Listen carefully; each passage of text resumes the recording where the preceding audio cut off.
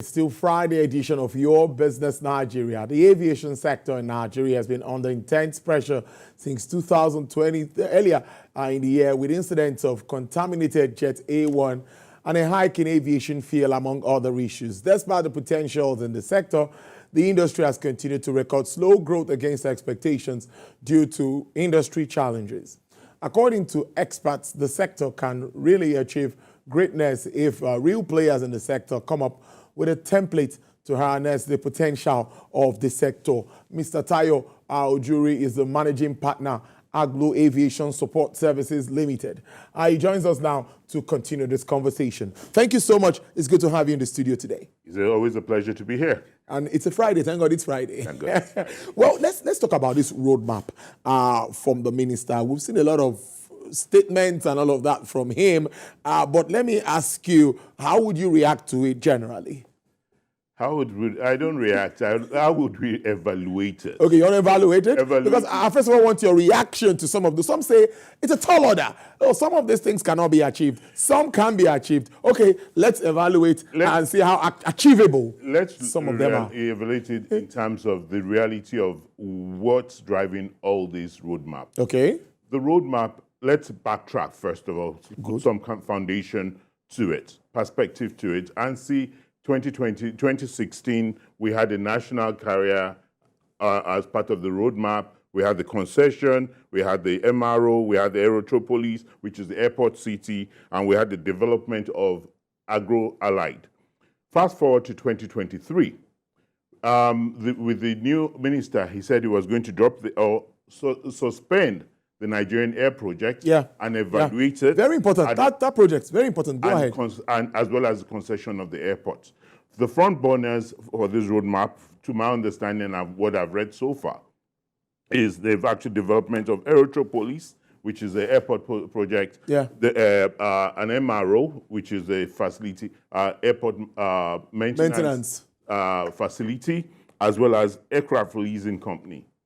In my opinion, and to look at this objectively, we need to focus on what is real, objective, and attainable. It's called being smart. Something measurable, realistic, and time-bound.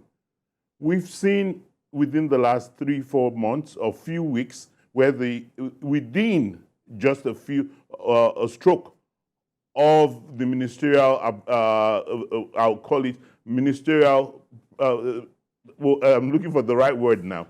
We're told to close down the MMI airport. That has caused so much disruption to the passenger facilitation process. It went on high. We don't have to actually just take actions like that. We have to think through the process. We've done this at several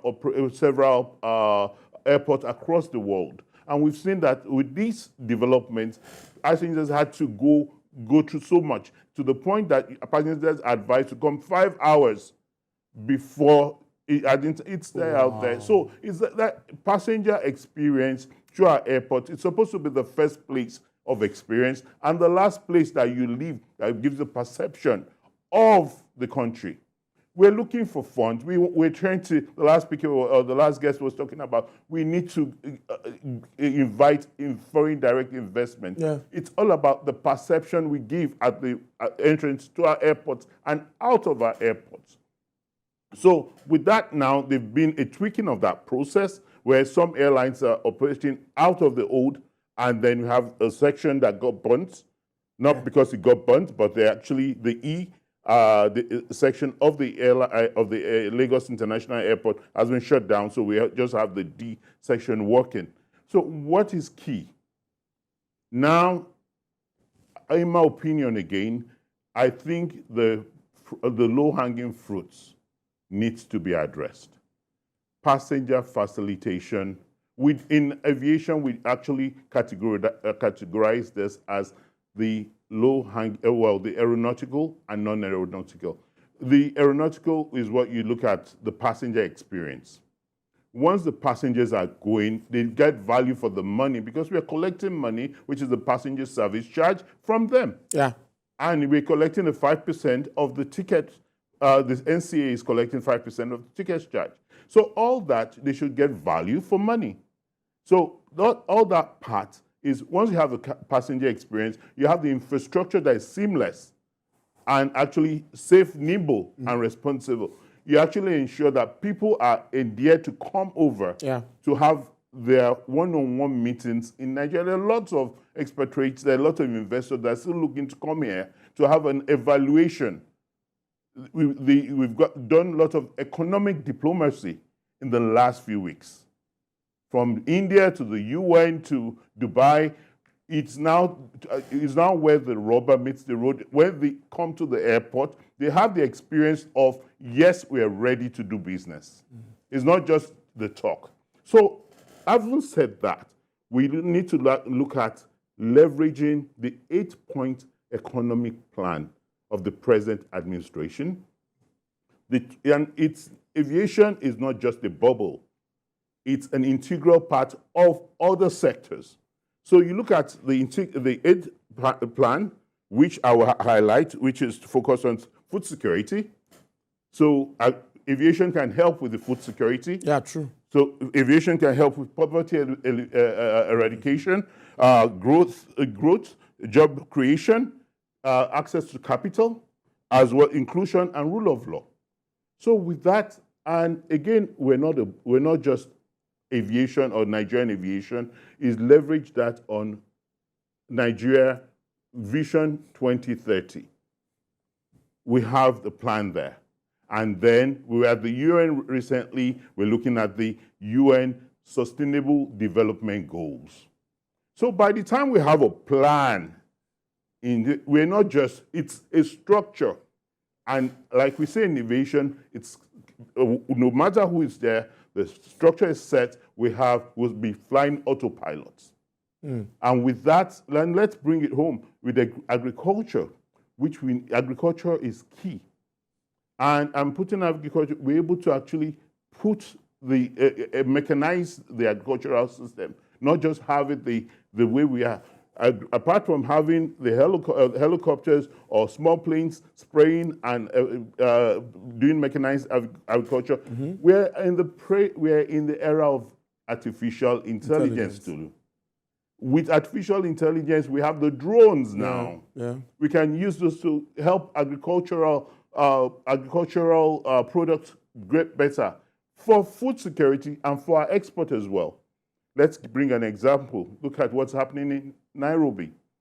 Nairobi it's not just having our airport. Let's have the backward integration of having we have lots of bananas, plantains, pineapples, ugu, vegetables, fresh produce that can be actually planted here, processed, and some of them actually value added, and then sent abroad. Then we get our dollars or foreign exchange that we so much desire at this point. So this is what I think, in my opinion, the roadmap should be. And with this roadmap, we should actually have milestones and timelines. That sets the time for people that whatever inconvenience we're going through as a people, this is the milestone, this is the timeline, this is the expectation, and communication is key. With that, we're able to actually carry people along, and they see the people that voted the administration will be able to see that there's traction, and there's significant traction, and they will say, it's not El Dorado. We will not get to El Dorado yet, but it's something that we'll see that things will be better than where we met it. Interesting breakdown. Nice one there. Let's take it further. We expected a strike. Thank God government was able to address it. But I'm looking at the implications of issues like this in the aviation sector. If that had happened, what does it mean for the sector in totality? Try to understand that. The whole value chain. No, aviation is considered essential. We have worked in other countries. Is considered essential services. Yeah.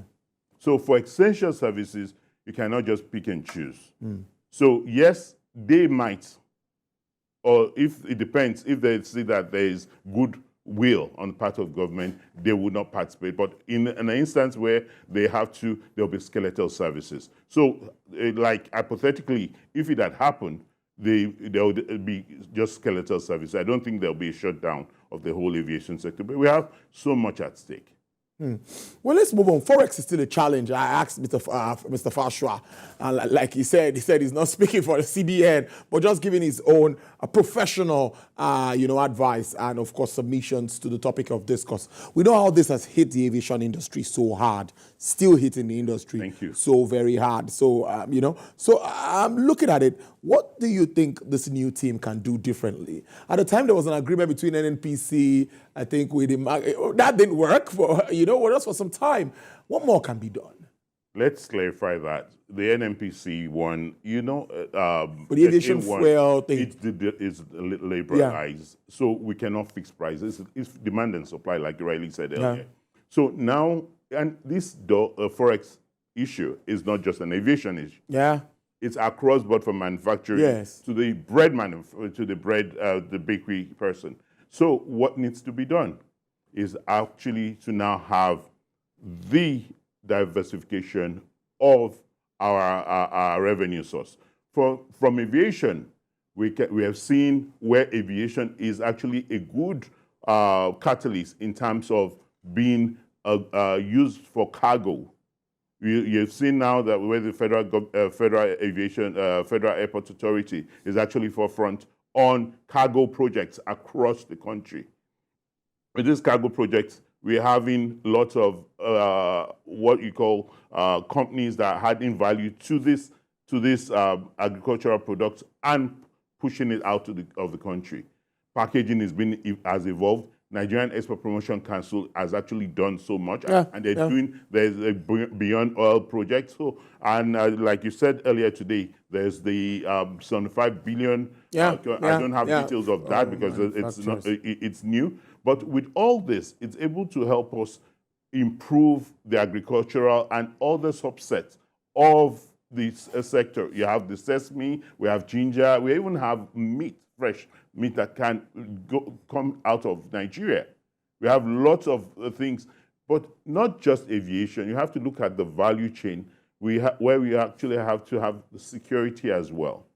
With ample security, we can have farming and other types of production across board. So we're seeing to address this, it's diversification. But the Forex issue is still, the IATA has not been able to withdraw their money. It's still high, and that's why Nigerian tickets from Nigeria are still high. A lot of people that reach out from the UK, you're looking at a ticket for about £2,500. That's a lot of money. That's a lot of money. Whatever, no matter how you no matter rates, no matter how you get it. Yes, so it's with that foreign exchange, you're having tickets in and out of Nigeria very expensive, and it's actually affecting. What's this interest in this cargo thing that everyone seems to be talking about? Is that the way to go to help promote exports or what? Movement of goods and services. It is, and it's part of the diversification. When you look at aviation itself, we have what you call the peak and trough. And you actually, as an airport or an aviation operator, you find out that the days passenger will travel and the days they won't travel. And there are drivers to that. So you find out that you're able to tag to other opportunities of cargo. We have, like we said, we have about 200 million people in Nigeria. So we have lots of imports coming into Nigeria. And if we actually, with the imports coming in, we can actually improve the outbound cargo as well. And that way we're able to actually gain foreign exchange. Let's give an example. We've seen this happen in Ethiopia. They're building a massive 300,000 square meter warehouse. It's not just for goods, it's not just for general goods, pharmaceuticals, e-commerce. We've seen e-commerce grow is the next, like according to the World Economic Forum, e-commerce is the next driver. So we've seen this, and there's the need to actually have inventory and automated inventory. You've seen what you call agility sites across East Africa now that's helping them move cargo and helping logistics to be seamless and nimble. Well, I always like to have a projected outlook because it's clear that we set, and look ahead. So IATA has come up with some figures, not too impressive, since pre-COVID, and we're yet to get back to that same level we were before COVID. So, what would be the potential outlook? Let's say short, long term. Short, long term. I don't know what you're looking at from the African. So from the IATA is looking at global. Yeah. And I want to narrow it down to Nigeria and sub-Saharan Africa. Good. The numbers, the global distribution systems I looked at, is showing that the demand is still there. The demand is still there. Don't forget, we have a huge diaspora population, and we're cultural inclined. So people still want to come home and spend time with family. True. And apart from that, it's called visiting families and friends. At the end of it, you have the tail end, you want to take time out or to see those projects. Or what you call life-changing events. Someone's getting married, grandma is turning 70, 80, or there's a burial, that's part of life. But all this happens and people have to travel. So we've seen the numbers high, and even looked at the World Bank numbers as well. It's showing a 3.6.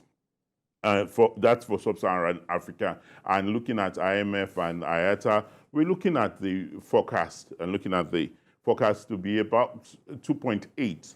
So it's going to be, we're going to be ending on the high notes. The passengers are going to be there. Everything is all set. All the ducks are in a row. And I'm very optimistic we're going to finish on a high note.